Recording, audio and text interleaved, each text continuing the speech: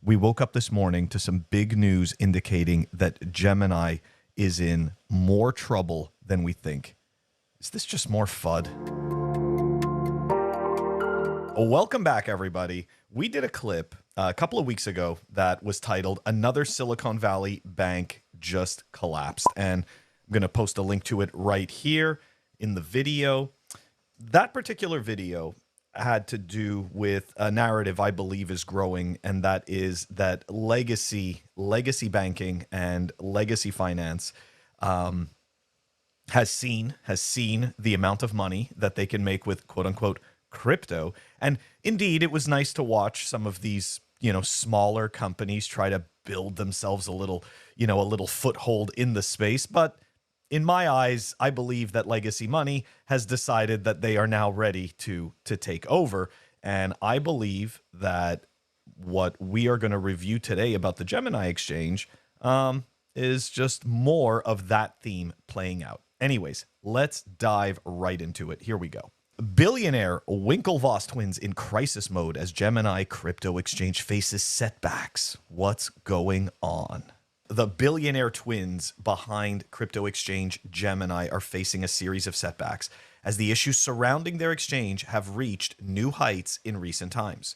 The crypto company is struggling with a shrinking market share, regulatory issues, a lawsuit by the SEC, a possible breakup with a banking partner, and a crucial due date on a loan. And for the people who don't remember, DCG Group, which is run by Barry Silbert, essentially owes supposedly approximately $900 million to the Gemini exchange. Anyways, the loan, if repaid by the lending partner's parent company, could help recoup some of the $900 million worth of crypto deposits trapped in its defunct Earn product. Very quickly, for the people that don't understand how one of these Earn platforms works, you transfer your quote-unquote crypto to the exchange, you put it into this platform, and what happens is that daily you get paid out a very small percentage based on what you've put onto the platform. So in some cases they pay you out daily, in some cases they pay you out weekly, in some cases they pay you out monthly based on what you hold. And of course, the longer and more you hold your quote-unquote funds on this platform, the more you will get paid out. And anybody who can do some basic math knows that that's really not sustainable. Anyways, let's continue here. Maybe I should just add that it's not sustainable if there isn't any real economic activity happening and if there isn't any actual value being provided.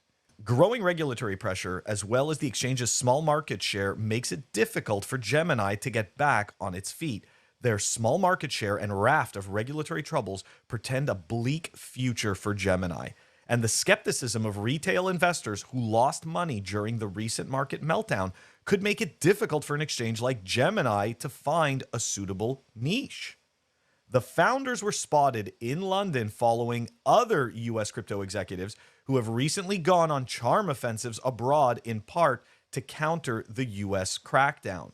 They met with regulators and talked up a possible second headquarters in the UK. Now, what are they talking about? We've also covered this in the past, which is we are seeing other exchanges move or attempt to move to more favorable regions. So back on April 18th, we had this article that came out. Coinbase CEO, crypto firms will move offshore without clear rules. Unclear regulations have driven cryptocurrency firms to move offshore, Coinbase CEO says. A separate report from CoinDesk notes that Armstrong also said Coinbase could pull up stakes. Anything is on the table, including relocating or whatever is necessary, he said when former UK Chancellor George Osborne asked if Armstrong could see Coinbase leaving the US. So Gemini met with regulators and talked up a possible second headquarters in the UK. The firm has recently launched a derivatives exchange, Gemini Foundation, in a number of jurisdictions outside of the US, the UK, and the European Union. It also announced plans to set up an engineering hub in India. See, this is part of the signal. Okay, so they're not going anywhere. All they're doing is moving their pieces around. With personal fortunes of 3.2 billion each, according to Bloomberg calculations, the brothers are capable of self-funding Gemini, as they did in recent months. Exchanges rely largely on trading fees, so the more volume a trading platform can attract, the better. I mean, this is only logic. Trading on Gemini fell 46% in the first quarter of the year compared to the last quarter of 2022. The Winklevoss twins have a strong brand, said Campbell Harvey, a finance professor at Duke University. You can imagine possible mergers with bigger players like Coinbase or Kraken. I think that this goes back to what I was originally stating in that first video with Silicon Valley Bank. So look, this is my takeaway. My takeaway is that the Winklevi twins, they are essentially moving their pieces into position so that if the regulations that do come out are incredibly unfavorable for these exchanges, and the regulatory environment becomes too difficult for these companies to navigate, I believe that they are setting themselves up to be able to pivot in order to be able to continue operations from other jurisdictions. Now, the other piece to this, and this is my it's just my opinion based on what I'm seeing, but I believe that these businesses like Gemini, the only way they are going to be able to compete with the legacy finance, when I talk about legacy, I'm talking about the Goldman Sachs's, the JP Morgan's, Fidelity's.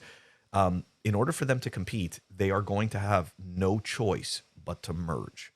So I do think that it may be inevitable that right now we see Gemini, Coinbase, and Kraken, and they're all separate and competing against each other. I think we may end up seeing mergers in order for them to compete against the JP Morgans, the Goldman Sachs's, and the Fidelities.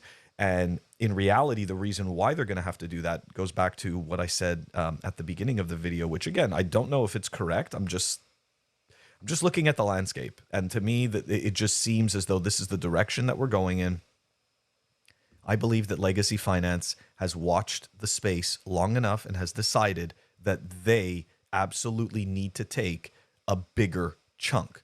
And I believe that they are setting themselves up for the next bull run, essentially to capitalize on that. Because, for these businesses, right, like think about it, right? Their whole raison d'etre, right? The whole reason why they exist is to continually make money and make profits, right? They should be continuing to increase their profits all the time. So when you see another industry being built out and bringing, and whether they're legitimate or not, right, giving back thousands of percentages in returns, don't think for a second that the legacy finance system isn't looking at this. Don't think for a second that these bankers aren't looking at this and they're like, okay, we need to position ourselves to take better advantage of this.